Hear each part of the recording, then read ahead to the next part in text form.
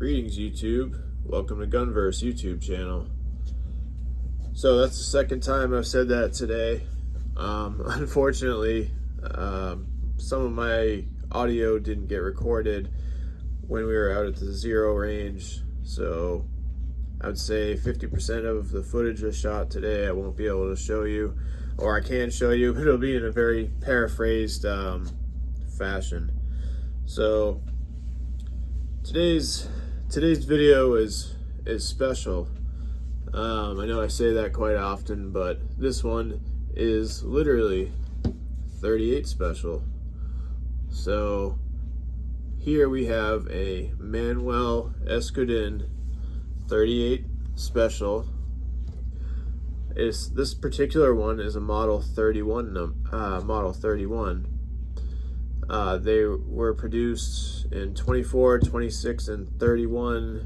There might be a few other years out there, but this particular one is a late model, and I can tell that by the serial number. It's a high number serial number. It's in the 100,000 range. So the earlier ones, say if it had like a 55 number on the bottom, that would be an early production. This is a later production, which is actually good because the metal might be a little bit better. Some of these older ones are known to have a lesser quality metal than, say, what Smith & Wesson was using at the time. So it is recommended not to use plus P with this. Look at the patina on this thing. And well, I'm going to switch to my hands-free device in a minute so you can get a better look at this, but take a look at that engraving. There's some really cool work on this revolver. But like I said, I'm going to switch to first-person view in a minute and we'll really take a look at this. But I pretty much am just going to say what I said in my other introduction, that my microphone wasn't working. But just to keep everyone up to date on the channel real quick, last two videos have done really well, not necessarily view-wise, but subscription-wise. Very good. Thank you. Appreciate that very much. So just to keep you up to date with what's going on, we have the next video next week will be an episode of hand cannons. I have one or two options for that episode, but either way it'll be cool, I promise. And then also we have the AK-74 versus AR-15 shootout, where we're gonna, try all different types of drills and really work out both of those and see which is the best. And then that really cool thing that I told you guys we were working on, I ordered yesterday. So we got some really cool stuff coming on the way. I'm still not going to tell you about it yet, and I'm probably more excited than you are, but it's going to be super cool, I promise. So we'll have that to look forward to probably in 3 or 4 weeks or so, but we got lots of cool stuff coming down the pipe, and just stay tuned and enjoy. So anyway, back to the Manuel Escodin. All right, well, I'm going to get my hands free and then we can get into the nitty gritty. Okay, this is much better. So we will take a little bit of a better look at some of this patina and some of this bluing. This, like I said, this firearm has a lot of cool engravings in it. Now, this was manufactured in Spain, and it says right here in Eibar, Spain. It says Manuel Escodin, Eibar, Spain, model 38, or model 31, revolver. It's 38 special. I got tongue-tied with. So then there's all these little engravings right here, right there. This thing is in very well condition, by the way. Before shooting it today, I looked down the barrel after checking it was emptied, of course. And the barrel literally the rifling looked brand new. See all that cool patina?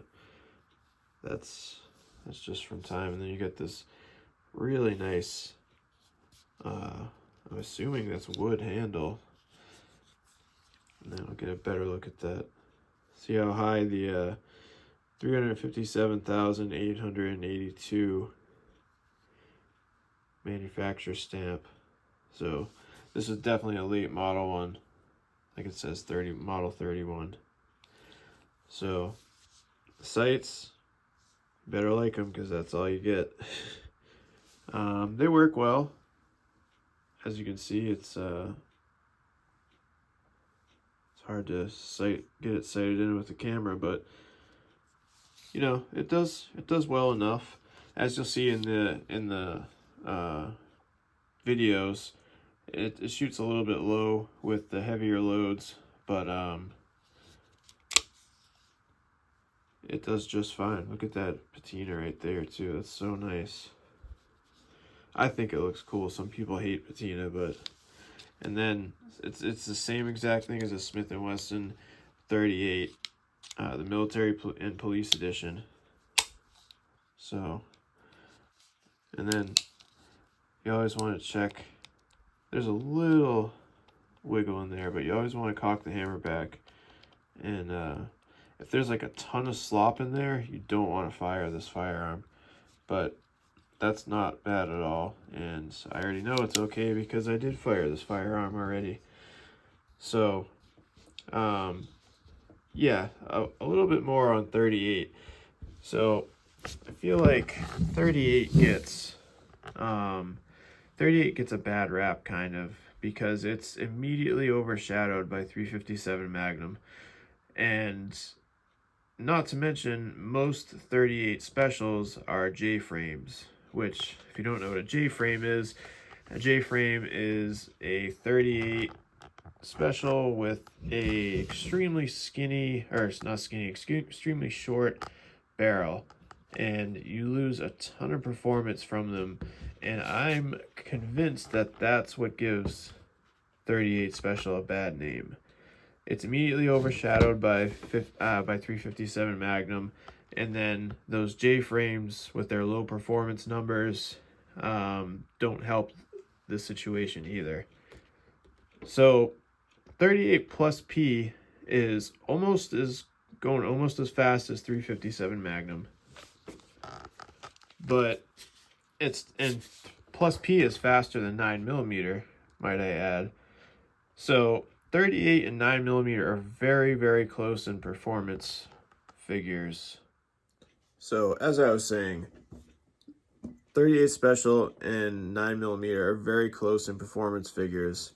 The grain is almost exactly the same. You can get, I've seen as small as 124 grain 38 special all the way up to 156. And then for 9mm, the smallest I've ever seen was 114 grain. And the biggest I've ever seen, I think, was, I don't know, probably 124 grain, but I know they do make bigger, but I'm just talking about what I've seen physically with my eyes. So typically 38's a hair bigger on the standard size. If you take a standard 9mm round and a standard 38, 38's going to have a little bit more beef to it, a little more powder. So the only thing I can think of is the 38 costs about a third more. So if a 9mm, a box of 9mm is $20, a box of 38 will run you like $34. So it is more expensive, and I understand you don't really get much more performance out of the 38 than the 9mm for that extra cost. So I can kind of understand it from that aspect, but between the 357 overshadowing it and the cost, I think, is because they used to use these. This was a police and military edition. So the Smith & Wesson 38, which is the I-frame that this is built off of, is it's the same sorry about that, same model as the Smith & Wesson. They had to manufacture it in Spain, so they took the iframe and then they built on that to make this. So it was still technically manufactured in Spain because of why? Because communism. So I don't know exactly why, but probably to say it was manufactured in Spain, they had to at least assemble it there. I'm imagining. So this is a double action. So you can make the trigger an easier pull by pulling the hammer back, and then you can just pull it extra hard and it'll go for you. So there's no safety on this. The first trigger pull is hard enough where you don't really need a safety. But as I mentioned, this is the 31 model. It's a late 31 model. That's why it has a high serial number. The metal I mentioned already, the metal is not as good as current day metal. So you're not supposed to shoot plus P's with this revolver. And I mean, because plus P it's going about 300 feet per second faster than your standard 38, which is roughly probably about 25% more velocity and power. So this old metal definitely can't handle it, and I'm not trying to figure that out the hard way and end up like Kentucky Ballistic or somebody else. By the way, I watch Kentucky Ballistics. I'm not hating, but anyway, so yes, back to the 38. The J-frame gets bad performance numbers. So between the J-frame, the cost, and 357 overshadowing it is the three main reasons why I think 38 is overlooked. But it's not, as you'll see in the video, it does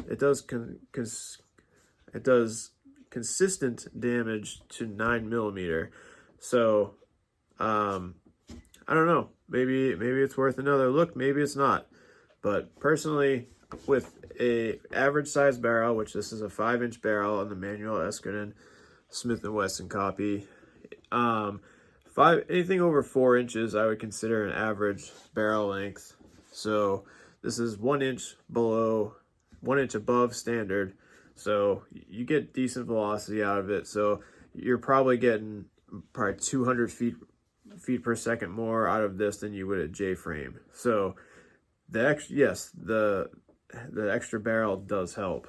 So, but this is more of a showpiece than anything else. So I'm gonna keep it and fire it. It was fun to shoot. It was really fun to shoot. The 124 grain were really accurate. I actually have on my iPad, I'm going to show you just the first couple shots I did was with the 124 grain, and they were spot on. It was a beautiful thing. The first couple shots were spot on. So I'm just going to show you the first couple. Excuse the no audio, but I'm just going to show you me hitting a couple targets. All right, so I just wanted to show the difference in the two rounds we're using today. So these are the ones I was already firing, the 125 grain, and these right here, the ones I'm about to shoot, are 156 grains. So there's quite a difference, about 30-ish grain difference between the two. So we're gonna see if this heavier one does any more damage to the pumpkin than these smaller ones did. All right, so we're back out at the zero range. We're about to shoot these 156 grain lead round nose rounds into the pumpkin.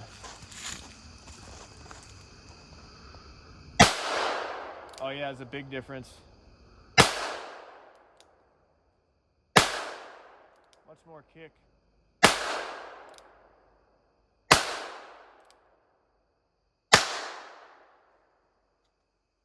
All right, that's 6, we're safe. Let's go, check it out.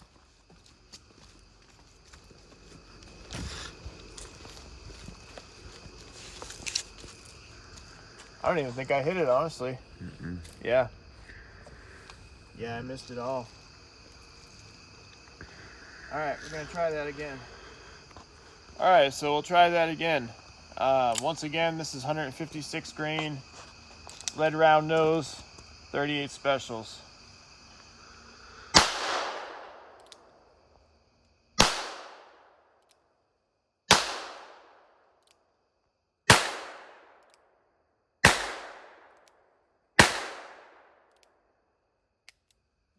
Six.